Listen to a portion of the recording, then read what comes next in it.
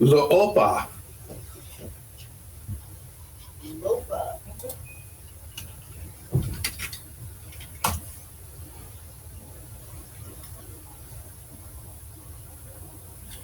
How many, it's a serious question, is how many brulees are we going to creme up today?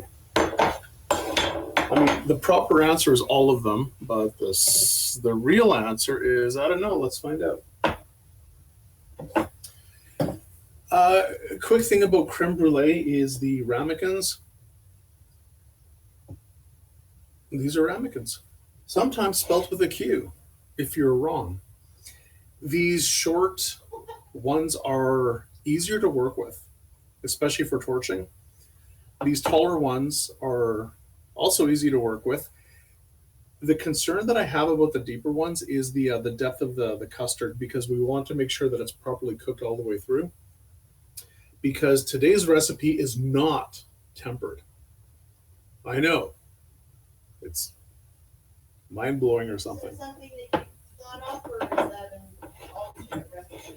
It's an alternate recipe. The question was, oh my God, Leslie, welcome, welcome, welcome. My torch is actually a piece of garbage. And when I overfilled it, the flame kept going.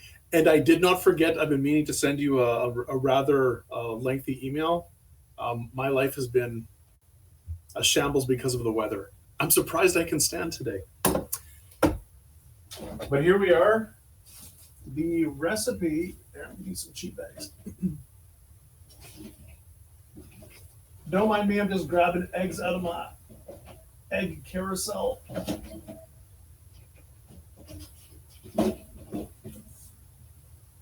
I'll show you what the egg carousel looks like.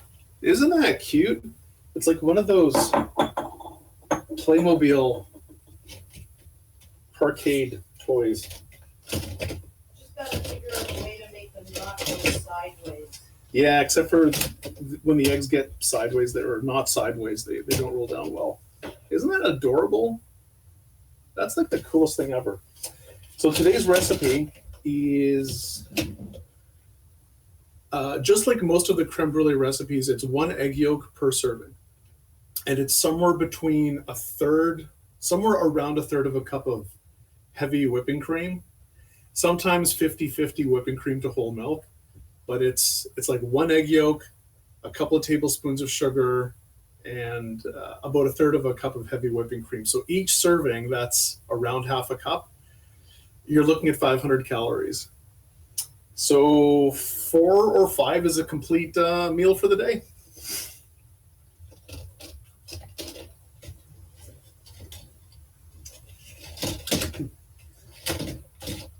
And while I'm not entirely kidding, we do have, actually, do I have enough here? 5, sure. If you have allulose, you can make these keto.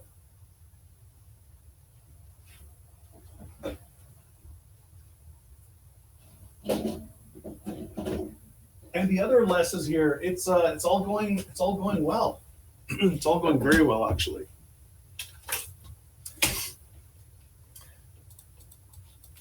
Today's recipe, with a little bit of a write-up, is over here.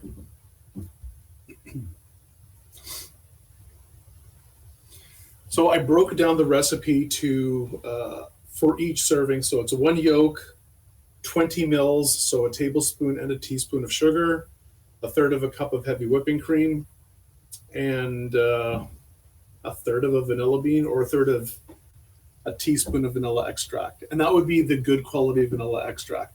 And that's it. That's the entire recipe. And then about a tablespoon for the sugar when it's done. And then we torch it. And I will go over what's probably the easiest, most consistent, the best, and the way I will personally do this for the rest of my life, the best way to torch sugar. It's easier, it's way more consistent, and it's almost impossible to screw up as long as you're paying attention. So, first thing to do is we need to scald the milk.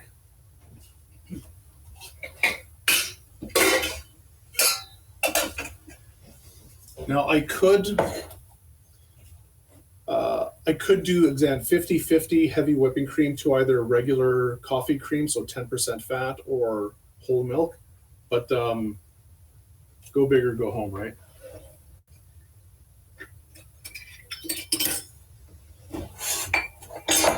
I'm gonna make sure there's no dust or anything in here. One thing for this recipe is your pans, also known as pots. Your pans need to be spotless. So I'm going to make 5 servings because my sister wanted one. Let me give this a good old wipe. Oh, if you're here's some good housekeeping. I don't know if you can see. Yeah, you can see the scale buildup in here. I call it scale buildup because it is scale buildup. That's just mineral from the water here. The easiest way to take care of that is just with a bit of vinegar and just a little bit of elbow grease. So I'm doing 5 servings. I'm going to just pour 5 1/3 cups. Normally, I will tell people to never, ever, ever pour milk or any ingredient right over your container. But in this case, it doesn't really matter because if I pour too much in, I'll just work with it. Although I lost track, that's 4. I think that's 5. And we need a vanilla bean. Use this just to scrape out the rest of my cream. A fair bit of heavy whipping cream is going to stick to the little measuring cup here. And yeah, I could have used a larger measuring cup, but I needed 5/3.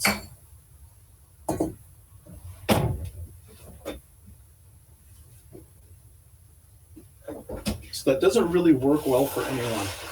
I'm just going to turn the heat on to medium. I need to scrape 1 vanilla bean. Again, if you don't have a pack of these lying around, and most people don't, you can always use some premium vanilla extract. I'm going to hold off on using these. I'll just use the extract.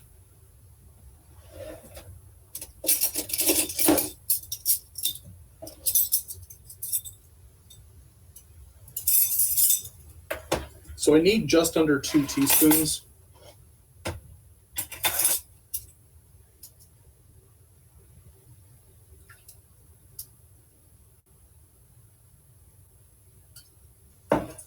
And you can add whatever flavoring you want. Have beans make extract? Well, that's what's in here. You can see the beans in here. And what I need to do is I picked up this pack of beans because these are lower quality beans and these are for extracts, which is a big reason why I don't want to cook these today. 4-ounce bottle, preferably amber colored. A bunch of very neutral alcohol, or you can have fun and use flavored alcohol like spiced rum or bourbon to make some bourbon vanilla extract. You don't really need to, but I do recommend that you split the beans, pop them in here, fill up the bottle close to the top with your alcohol, put the cap on, and every week or so just turn it upside down or give it a gentle shake and let it soak for at least 4 months. And then every time you use this, you could just top it up with that same alcohol and you'll get probably 20 to 30 ounces of absolute premium vanilla extract. And back when vanilla was really expensive, there was a hurricane that wiped out a big harvest. So real vanilla extract and beans were about 4 times the price. Okay, so this is going to go, I'm just going to give this a quick stir. This is going on medium heat. I'm going to slowly raise the temperature just until it boils. Then I'm going to remove the pan from the heat and I'm going to let it cool down. Normally for creme brulee, you take the hot cream and you whisk it in slowly into your egg yolk mixture to temper the eggs to cook them. You don't really need to do that here. And today's recipe is you don't need to temper at all. I don't even know if I need a cutting board. I don't think I do. Yeah. But I do need one of these. A couple of bowls, and we're going to get started.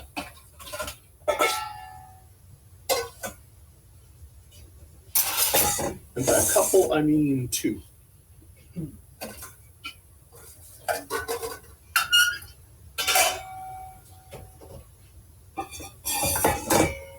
Actually, I'm going to use three, and I'll show you why momentarily.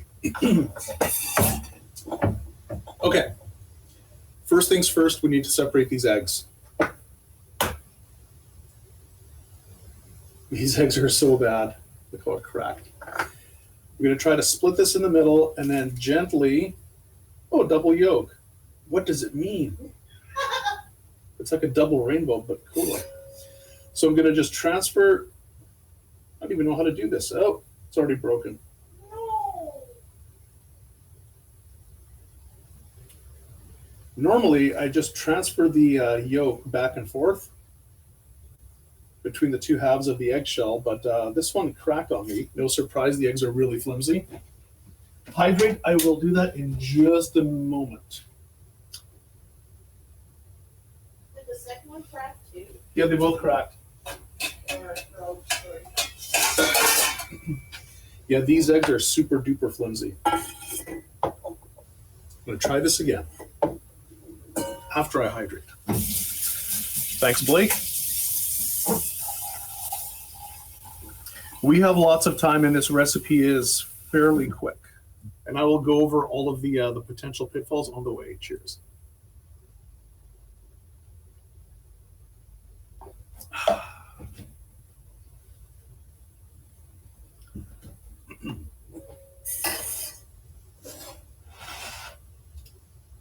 Let's try this again.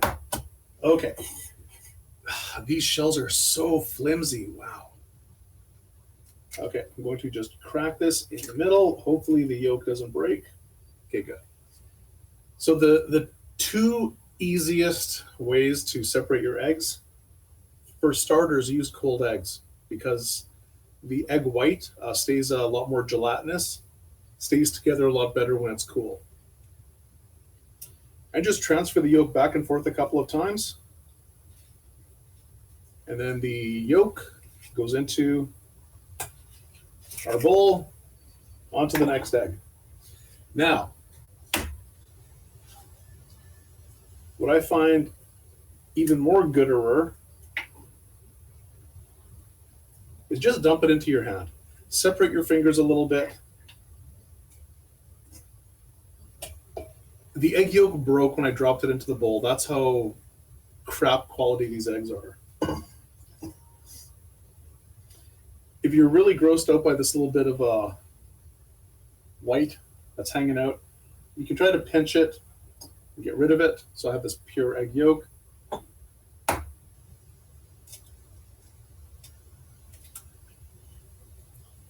Again, you can just transfer the egg yolk back and forth. 2 or 3 times is usually good.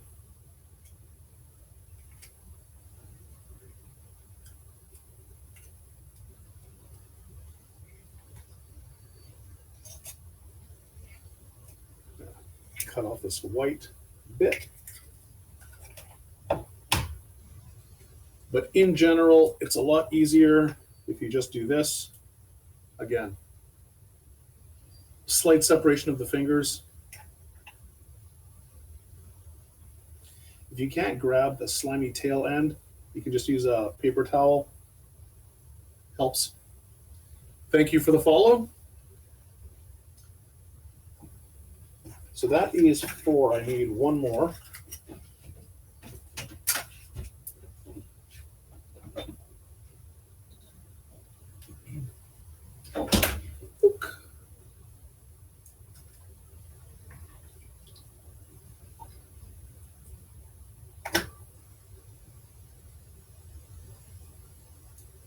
Okay. Have no fear, these egg whites I will use later, and that broken egg I will also use later. I don't like wasting anything.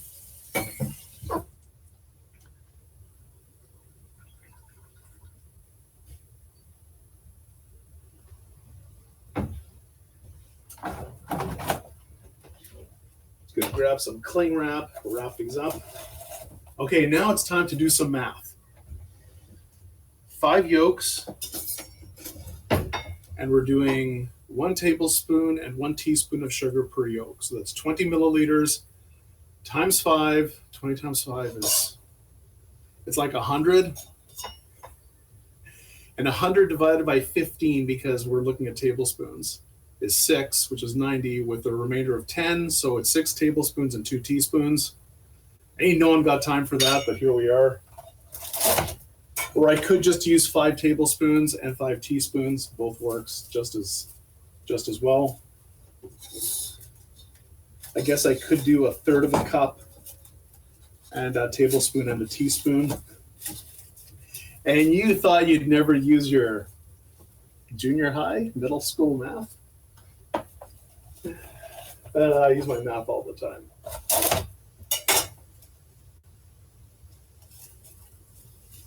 It is handy being able to work out the conversions from metric to imperial and back, as well as ratios and fractions and doodads and whatnots. Especially when you're dealing with things like diameters of cake pans. That actually came up the other day. I got to break out the old pi r square formula.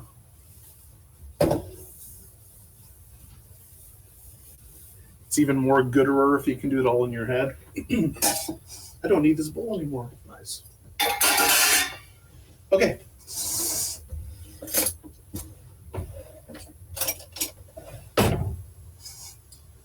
So this, we have our 5 egg yolks. Now I need some sugar. Again, for each egg yolk, I'm using, yes, I finally found the torch. Any excuse to use the math. I need my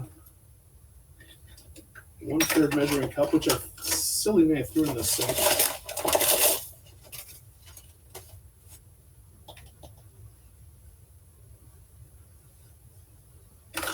So there is 80 of my 100 milliliters volume of sugar. Tablespoon is another 15, and I need 1 teaspoon.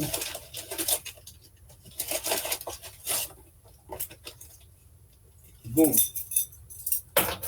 Okay, there's all of our ingredients, minus the torching. Make sure that's on medium. Now, we're not using a whisk. We're not using a hand mixer. This is all done with just a spoon or a spatula. We don't want to whip up the egg. We don't want to make whipping cream or whipped cream. We're making a custard. So all we need to do here is just gently stir this all together. If you aerate this at all, you'll have bubbles in your final custard. The creme brulee, and I'll use the word custard and creme brulee interchangeably because it's the same thing. The final custard you want completely consistent with no bubbles in it. So I'm not whipping this up. I don't want this color to change. I don't want this to become any more pale in color. In some recipes, when you whip up your egg yolks with sugar, the instructions will say until it's lighter in color. We don't want that here. And we just need to stir this up until you don't feel any of the grit of the sugar. What we want is for all of the sugar to be as dissolved as possible into the egg yolks. Now, if you can't quite get there, don't worry too much, because there's 2 reasons for warming up the cream. We're not tempering, we're not cooking the eggs with the hot cream. We're going to let it cool down below the temperature that the eggs will be cooking. So there's 2 reasons why we're cooking the milk. We're scalding it actually to kill off any enzymes that would prevent this from setting, from turning into that smooth, creamy custard. And the other one is we want slightly warm liquid to help dissolve the sugar. So there's some gastro signs for you. So I'm just going to stir this. Actually, at this point, I'm going to preheat the oven. 325 is plenty.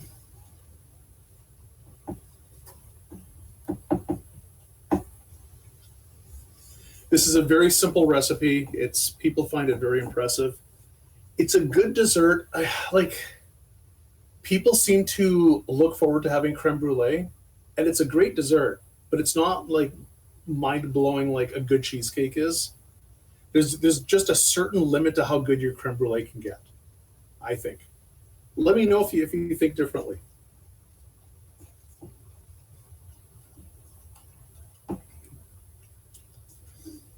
So this is, I'm just scraping the bottom of the bowl here.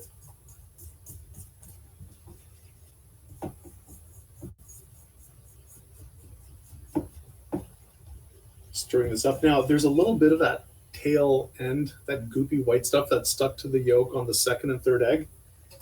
That will get filtered out when I run the finished batter. When I run the finished cream through this, and everything's going to get strained 3 times. So I'm not too worried about this. Again, we don't want any air bubbles. We just want to stir this together. And as soon as you stop feeling any grit from the sugar, you're done. I'm just going to give this one more pass. I'm pressing down with my spatula so I can feel if there's any undissolved sugar. Okay, that's good.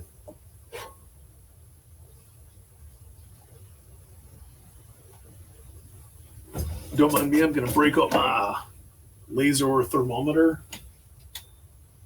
Lasered. Okay, we're at 180 Fahrenheit.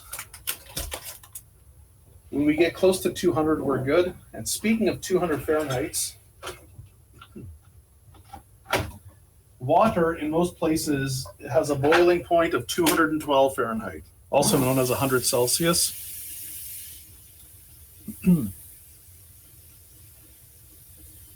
There's two ways to actually cook your creme brulee. One is in a thing called a bain-marie, which is when you have your container, you have your receptacles, and then you fill the container with water halfway up the side of your ramekins. What this does is the water acts as a heat sink and prevents this from going above 100 Celsius because the water would evaporate. It would be turned to steam and go away.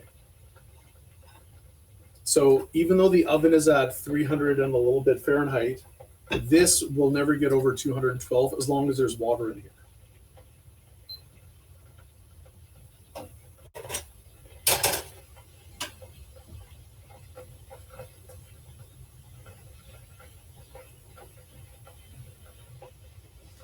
Making sure there's nothing else in my oven, and of course there is.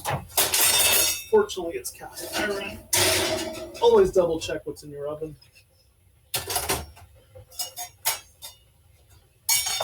Why was there a knife up here? Is someone trying to kill me again?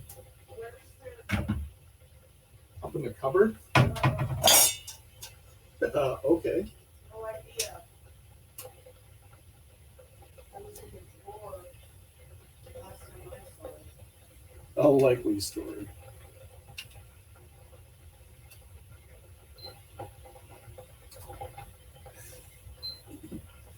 Now, you can, if you trust your oven, if you completely trust the temperature, and you should have a hanging thermometer inside your oven, you can set it to 210-ish Fahrenheit or 100 Celsius, and you don't need to mess around with this bain-marie. If you're going to do that, make sure you have a silicone mat underneath, just so the bottom of the creme brulee doesn't cook too much. because whatever you have this sitting on is likely going to transfer more heat. You're going to get more heat transferred through the bottom than you are from the rest of the ramekin, and the bottom will cook a little more. And we want this custard, this pudding, this cream to be consistent all the way through. I put in the description on the website, on the blog, that you can also put silicone or a few layers of parchment paper in here. I know that this works for me because my Corningware is good quality. But if you only have a metal pan of some sort for your oven, for sure line the bottom.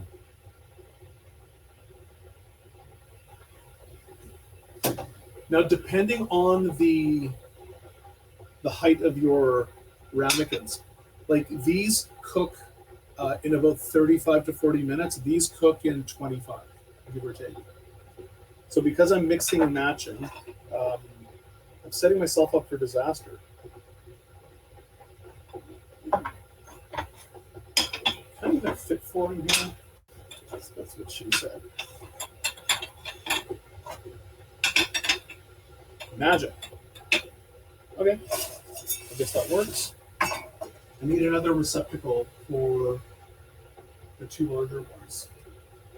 Bear with me.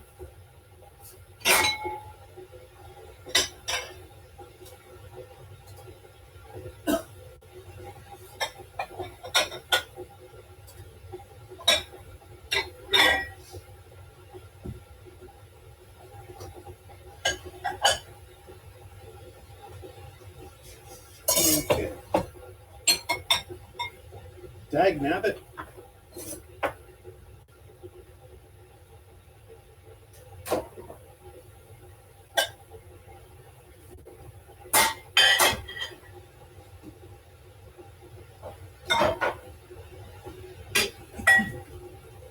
And there was much clanging. Okay, good enough.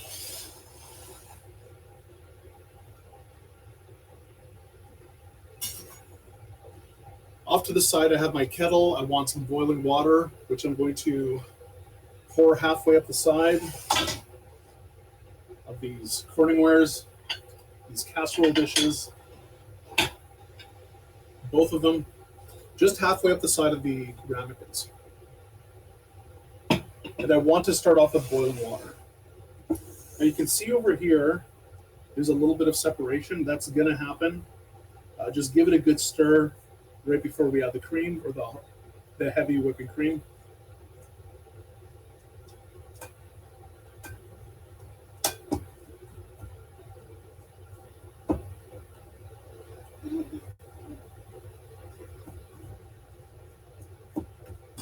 Eggs are fascinating. There's so much going on there. Oh, and we also need a couple of oven mitts. Now my cream has formed a little bit of a skin. You can see the slightly coagulated bits in here. All this is going to get strained out momentarily. So what I'm going to do is while I'm slowly stirring this, I'm going to have a fine mesh strainer. I'm going to slowly pour in like a third of that. While I'm stirring, and once this is fully stirred up and incorporated, I'll add the rest, again, through my strainer. Once this is fully incorporated, I'm going to once again pour this through my strainer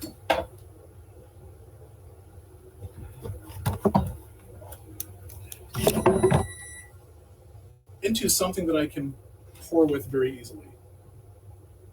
So I'm going to strain into this container, and then I'm going to third pour through my strainer once again into my ramekins, because this way I don't have to worry about scooping up measuring cups and dropping the creme brulee cream and wasting it by dripping everywhere. I'm just going to pour it with this. It has a nice pouring spout. I don't know how much more I need to explain on this.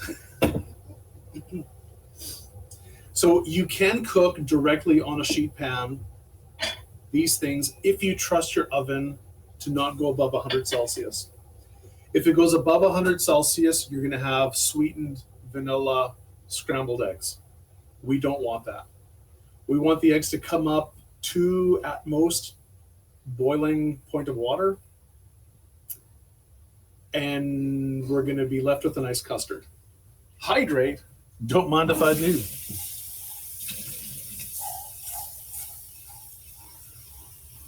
Double hydrate.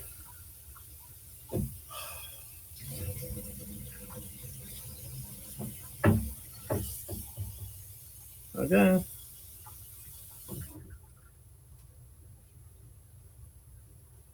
I don't think I can do it at the same time, but I'll try.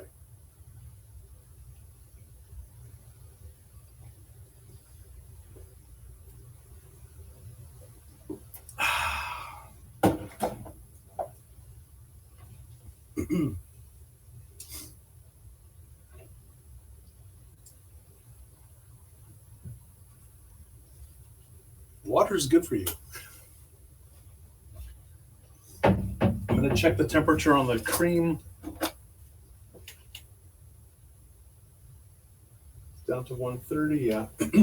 I'm going to need to let it cool down to no more than 115, maybe 120 Fahrenheit.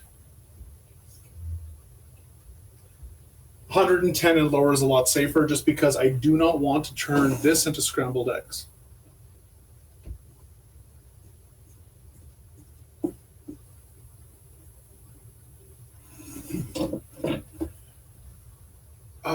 I will describe the torching. Well, some of it I can go over now.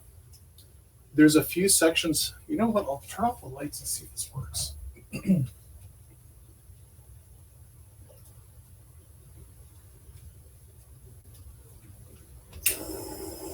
Perfect.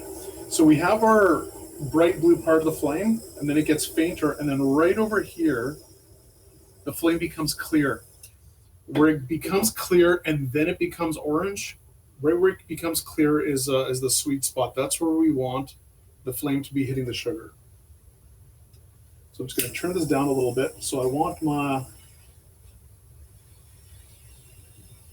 to be about 2 inches from the nozzle. See, it's blue here, and then it's lighter blue right where my finger is.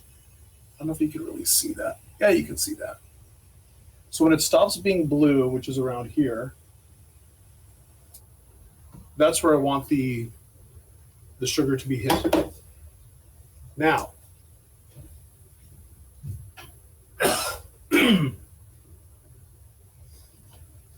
there's a few big potential pitfalls with the sugar, and can I show you one of them?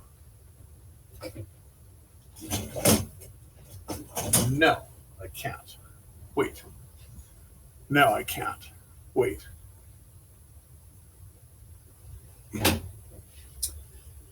Normally, you want to use Demerara sugar. That's the sugar in the raw, the unprocessed brownish sugar.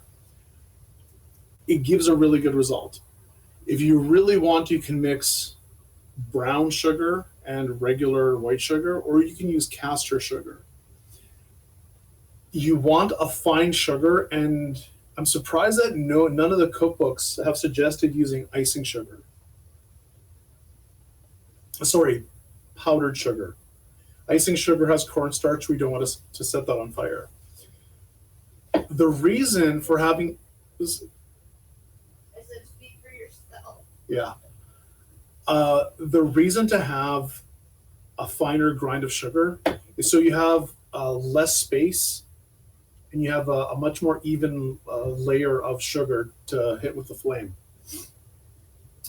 What we want to do is slowly heat the entire surface of the sugar, actually all of the sugar, until it starts to melt.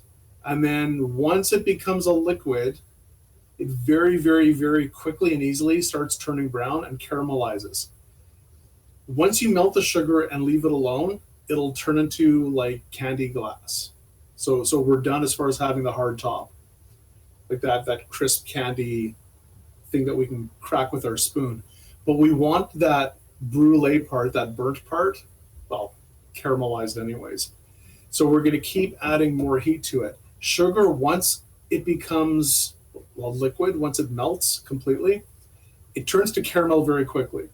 And it goes from clear to a pale brown, to a beautiful brown, to a dark black. And it goes from that perfect brown to a dark black very quickly. When you have different depths of sugar, especially if the pressure from your hand torch is blowing the sugar around a bit, you'll get these little balls of sugar forming, and those will turn dark brown black before the rest of the sugar melts. So there's two ways to fix that. One is very fine sugar. Two is really, really good control of your torch, which requires a lot of practice and a good quality torch. The third is a spritzer bottle of water.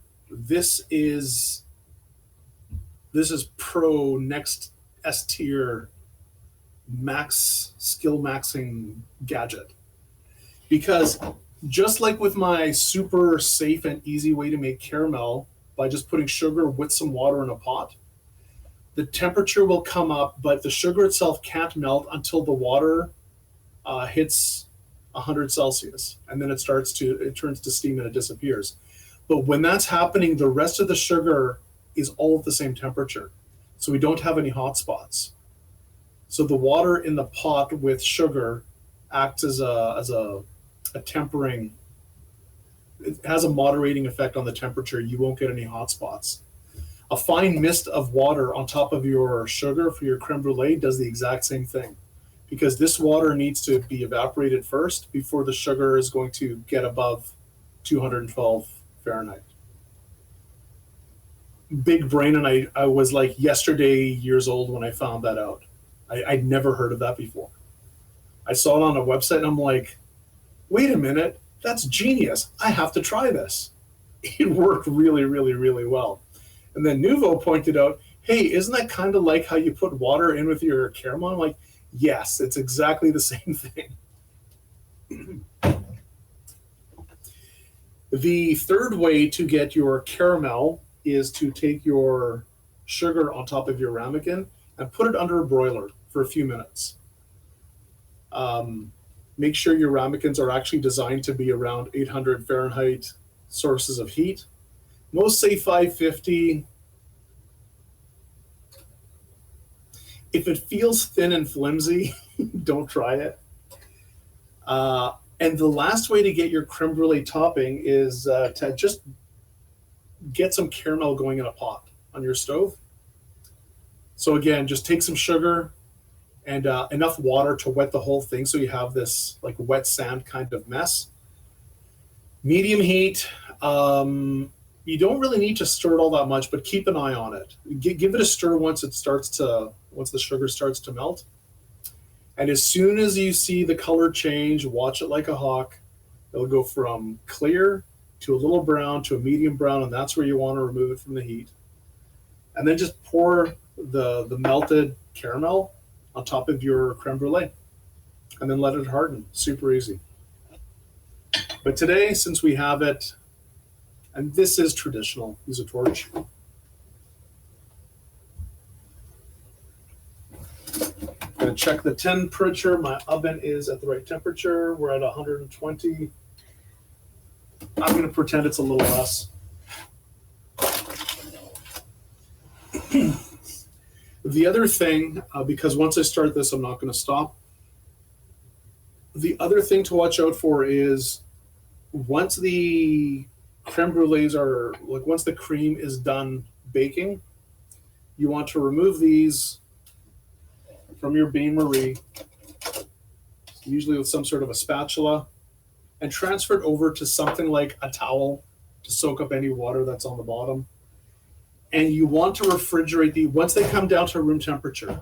Once they're at room temperature, you'll want to refrigerate these for a bare minimum of 2 hours. 4 is best. Like 3 to 4 is okay. 3 is okay, 4 is best. And then you can put the sugar, then you take out your paper towel, you blot the top just to make sure there's no moisture at all. Then you put your sugar on it, and I'll show you how that goes very soon. The other thing to watch for is if your creme brulee is going to be sitting in your fridge overnight. Personally, I like to cover it with cling wrap, but don't press it against the skin. Leave a gap there. It's not a pudding where you want the cling wrap to be touching the surface so the skin doesn't form. It's fine if a skin forms on this. You actually want it to form. Okay, so here we are. You give this one more stir, and you can see the separation, right?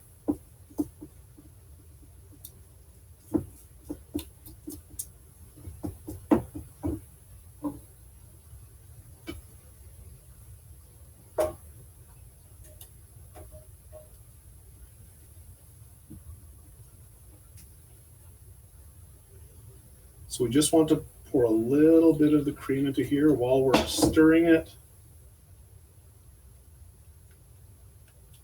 We're not whipping it up, and we are definitely not making scrambled eggs.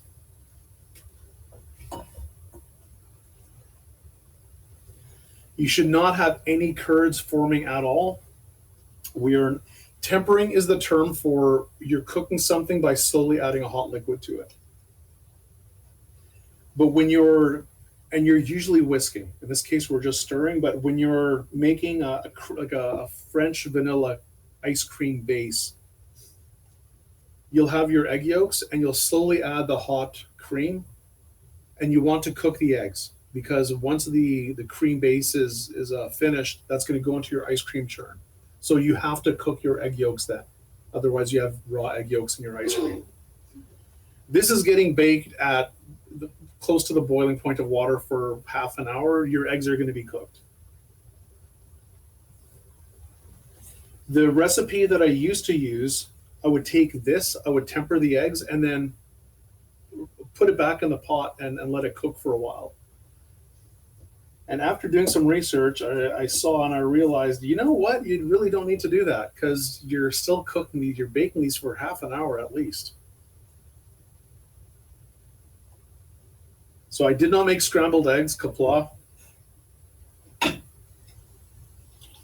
Just gonna add the rest of the cream.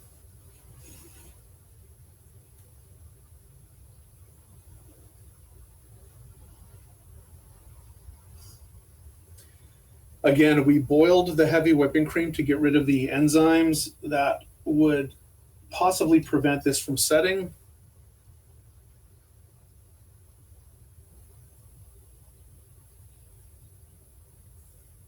It's the same reason why you scald milk, which just means you bring it to a boil for a lot of bread recipes, because you want to kill off any enzymes that are active in your milk that could interfere with the yeast doing its thing and the formation of the gluten network in your dough. Now, people have been making bread without using milk for thousands of years. It's kind of unnecessary, but if you're making a soft, very floofy, very delicate bread that calls for milk, it's like 9 times out of 10, it's gonna tell you to scald the milk. Don't skip that step. If you don't scald the milk, it's not going to completely ruin your bread. It's not going to ruin it at all, but it won't be as good as if you as when you do scald it. Okay, so this is nice and smooth. Again, I'm not whisking this up. I'm just gently stirring this. You'll notice that there's a real lack of bubbles in here.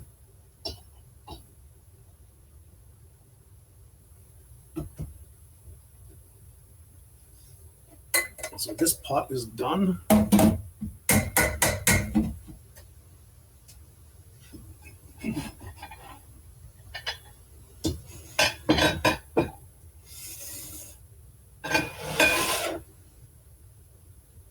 That looks clean. My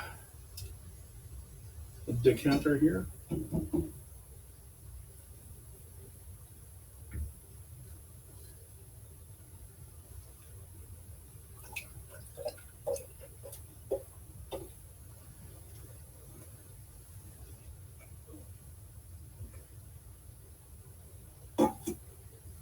Whoopsie, I kind of missed.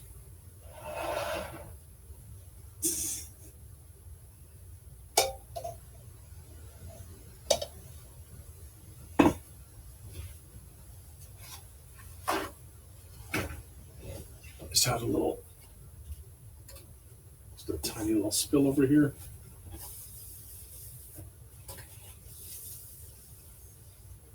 And that's because I had a little bit of a yolk with a little too much sugar in it.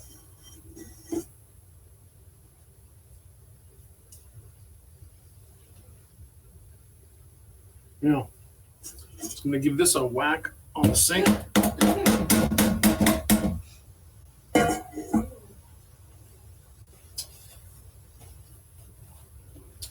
And then from here, I'm going to pour once more through the strainer into the ramekins, but first I'm going to put my hot water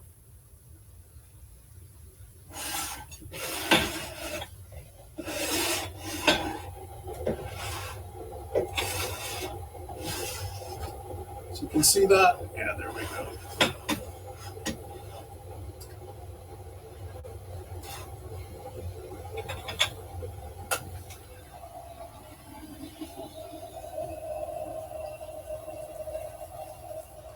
You don't have to go more than halfway up the side. Now with these low profile ramekins, the water is going to jiggle a fair bit when I move this casserole dish around. So I need to be extra careful. Again, the shallower, wider format for these ramekins is better for having a more fun, more caramel top on your creme brulee. These squatter, these taller ones are better for avoiding accidents. Okay, you can see this get good.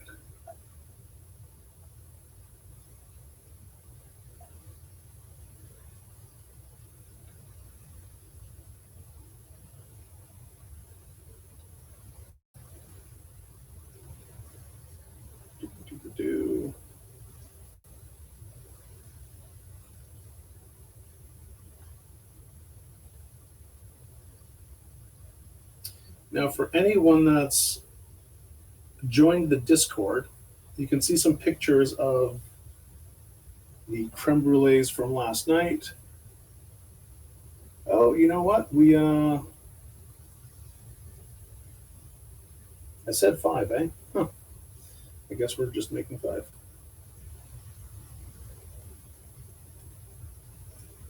Fill these up just a little more.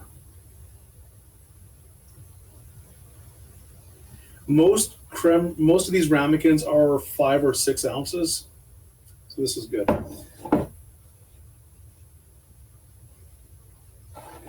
And there was nothing that was filtered out that third time.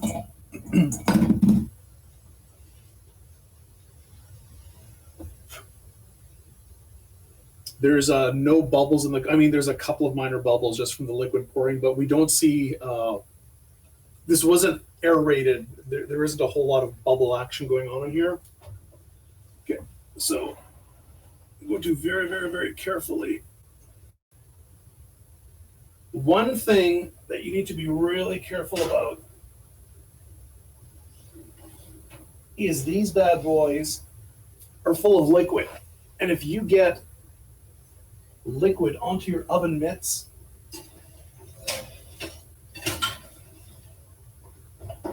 it really sucks, because if you have boiling hot water on your fabric oven mitts, you're going to burn yourself. So be very, very careful when you're handling hot liquids. If you have silicone gloves, totally different. But if it's like these really fancy yet beat up Joy Division oven gloves, best song ever, you need to be careful. Now, TV magic time. Here I'm going to do a snap jump cut. Booyah! And just like magic, one of those ramekins turned brown.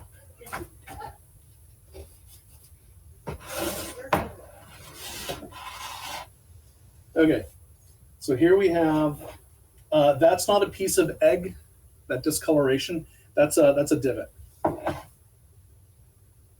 So I'm just going to very, very, very carefully just pat this dry. I don't care if I ruin the top a little bit. I want to pick up any water that's there. Now this has been in the refrigerator overnight and this is still ridiculously smooth. And it's perfectly set. It is magic, I know, mind blown. So here we want around between 2 teaspoons and a tablespoon for this is about perfect. I'm gonna start my timer at 35 minutes. After about 30 minutes, you should be taking a look at your creme brulees. They are done when the outside is set and the middle jiggles a little, just like me. So I'm hilarious. We carefully remove it, and then we take the individual ramekins and we place them on a cooling mat of some sort, just so it can pick up the hot water from the bottom. And again, you let them cool completely to room temperature, so minimum half an hour, and then into the refrigerator for absolute minimum 2 hours. 3 is barely enough, 4 is ideal.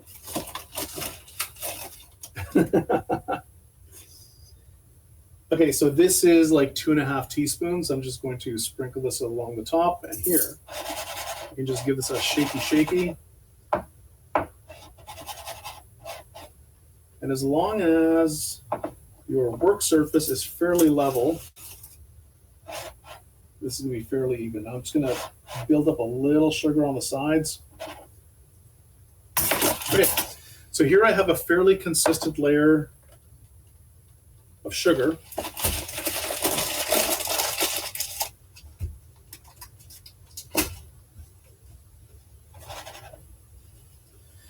If you don't have sugar all the way around, if it's not even, you will be burning the creme brulee, like you'll be burning the actual custard. So you want the sugar to protect the pudding underneath. Now I'm going to take my very, very fine mister spray bottle.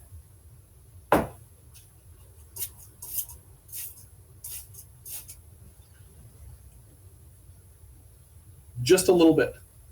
We're not trying to soak this. We just want to get it just a little wet. Pervs. Do I want the lights on or off for this?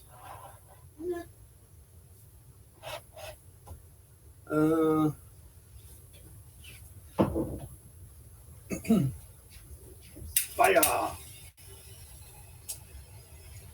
So from here, I want, yeah, that's good. Very slow circles. The water is going to get up to its boiling point, and then it's going to evaporate. The sugar underneath will be at about 100 Celsius.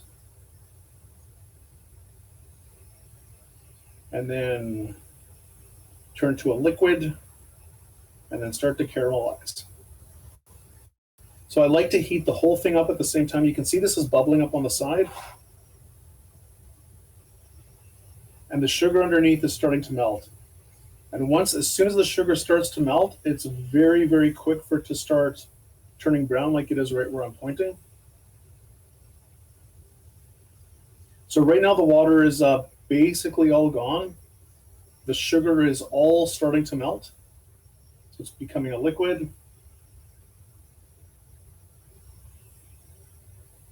Some people like to focus on one spot and move around. I find it's easy to burn the caramel too easily that way. As people do like a fair bit of color on their creme brulee.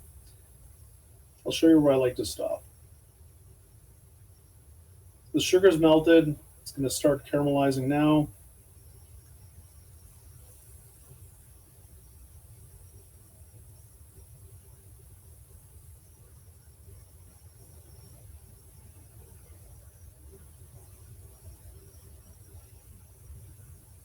So right around here is where I want to stop as he keeps going.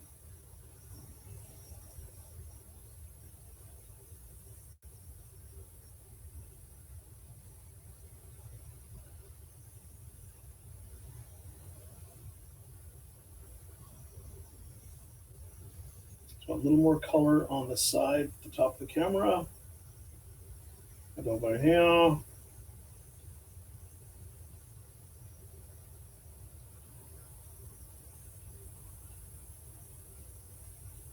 Just a little more color and we're good. That's it.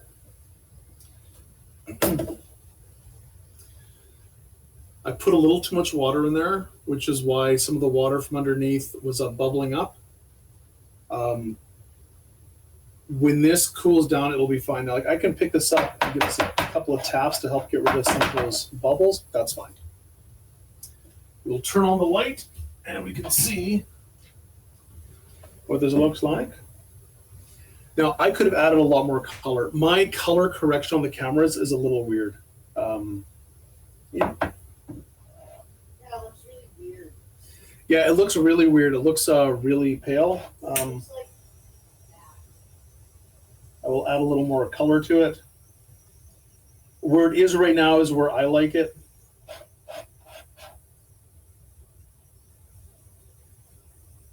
Yeah, don't burn it.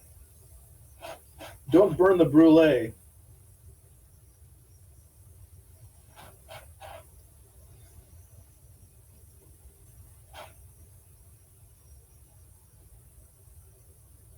One of these days I will get off my butt and do a proper color correction adjustment on my cameras. And then hopefully you will see on Twitch what I see in real life.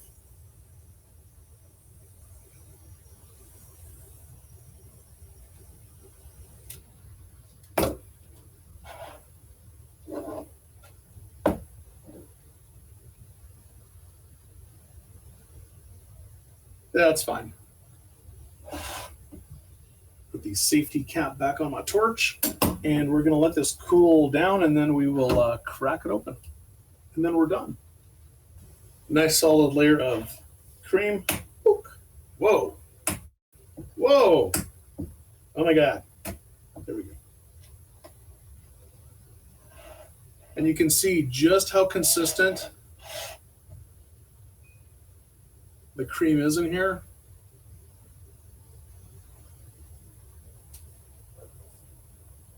Yeah, it's going to have a hard time focusing. So the custard is the exact same color all the way to the bottom. And I know because I had some of this last night, just how perfectly smooth this is. And again, creme brulee, it has an upper limit for me anyways. There's an upper limit to how awesome it is. If you make a decent creme brulee, even a mediocre one, it's fine. It's like it's always going to be like a 6 or 7 out of 10. The absolute best creme brulee for me, as far as desserts go, never gets above an 8.5. It's easy to make a good creme brulee. It's easy to make a perfect creme brulee, but that, in my world, pales in comparison to a really good cheesecake. But that's just me. Yoink. Who wants the first taste? You can have it. What? I mean, what? Okay.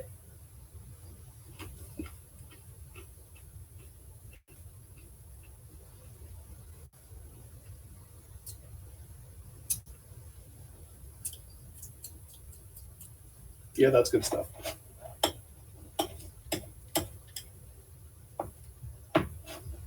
Gonna see if I can show you the bottom. It's not really working all that well. Oh, maybe you can from here. Hang on.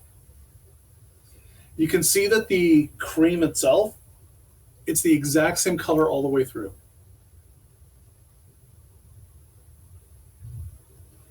So I don't have a burnt spot on the bottom. This is perfectly set. And I don't know what else to say. I'm going to go feed the rest to Nuvo. Hang on. Mm.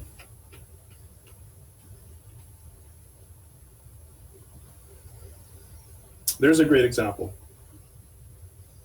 So I just put a streak in with my finger, and you can see just how smooth that is and just how clean my finger wiped the creme brulee off the spoon. The consistency is perfect. Like you'll have a hard time finding a creme brulee better than this anywhere, because they're that easy to make. But otherwise, thank you everyone for tuning in. If you ever happen to plan to be in the greater metropolitan region of North America and you want to drop by, meet DJ Nuvo, hang out in the green room, be a member of the studio audience, visit the casting couch. All you need to do is send a self-addressed stamped envelope to this guy, care of this place, and I will hook you up. Even if I'm not streaming, you're welcome to drop by. I'm always happy to meet people and cook for them. Maybe even do their taxes if they're Canadian.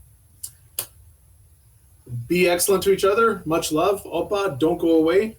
We're going to go play some games.